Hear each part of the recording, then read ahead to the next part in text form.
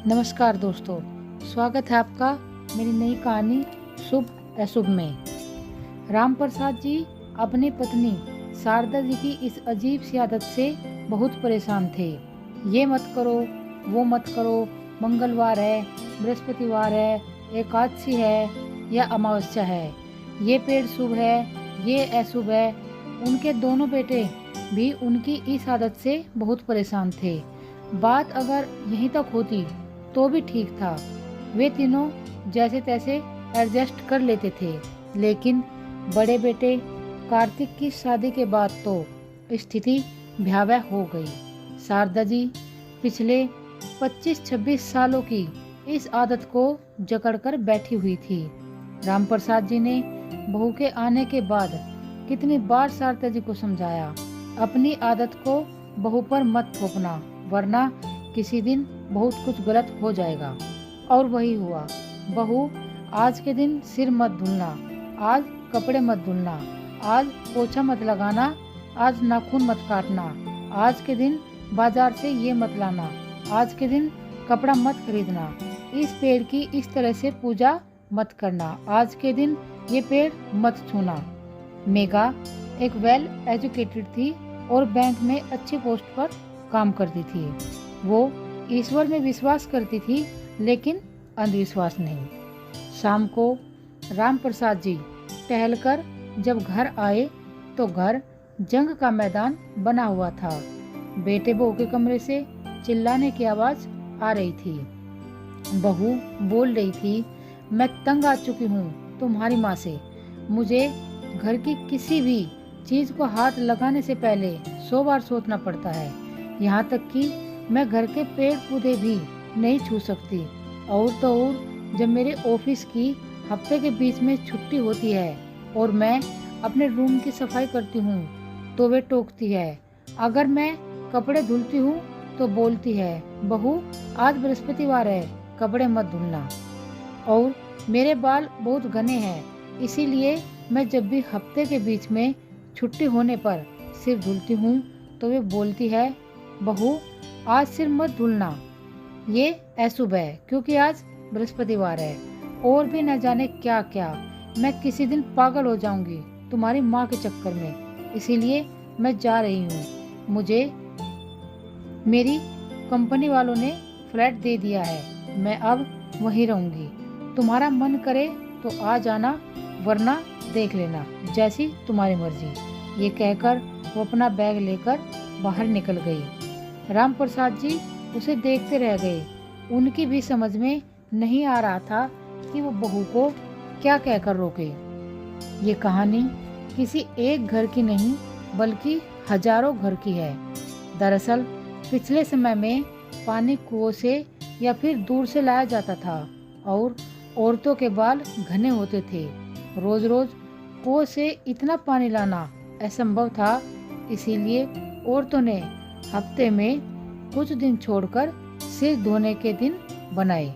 और औरतें खेतों से व गाय भैंस का बहुत सारा काम करके उन्हें इतना समय नहीं मिल पाता था कि वे रोज गोबर से अपना कच्चा फर्श लीप सके।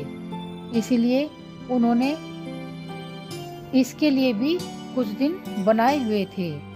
लेकिन आज के समय में कुछ ढोंगी ब्राह्मणों ने इसे रीत का नाम दे दिया है, जबकि रोजमर्रा के काम हमें रोज करना चाहिए, जैसे झाड़ू पोछा, कपड़े बर्तन नहाना आदि। इसके अलावा कोई भी पेड़ अशुभ नहीं होता। कुदरत की बनाई हर चीज शुभ है। यहाँ पर भी कुछ ढोंगी पंडितों ने खासकर औरतों को डराने के लिए ये सारी बातें फैलाई है।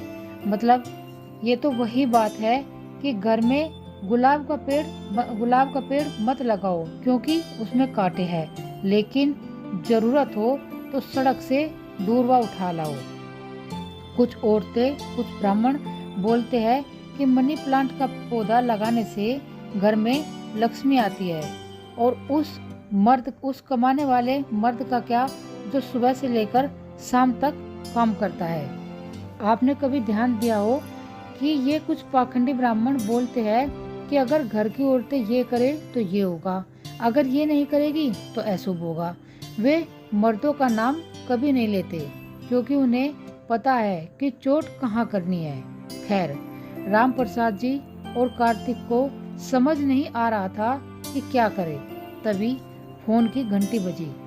उधर से किसी ने बताया कि उनके छोटे बेटे विनय का एक्सीडेंट हो गया है, जल्दी पैसे लेकर हॉस्पिटल आ जाइए। शारदा जी ने रो रो कर पूरा घर सिर पर उठा लिया। जल्दी कीजिए, हे भगवान, ये क्या हो गया? अरे चलिए ना, आप क्या सोच रहे हैं? राम प्रसाद जी ने कहा, पर आज तो शनिवार है और तुम कहती हो कि शनिवार की शाम को पैसे खर्च नहीं करने चाहिए। तो फिर? शारदा जी ने कहा, अरे वो सब मत सोचिए, जल्दी कीजिए। वो सभी हॉस्पिटल पहुंचे तो पता चला कोई गंभीर बात नहीं, सब कुछ ठीक है। लेकिन राम प्रसाद जी ने शारदा को कुछ नहीं बताया। जैसे ही डॉक्टर आए तो राम प्रसाद जी ने उन्हें इशारा कर दिया। शारदा देवी ने कहा, डॉक्टर साहब जल्दी कीजिए और मेरे बेटे को बचाइए।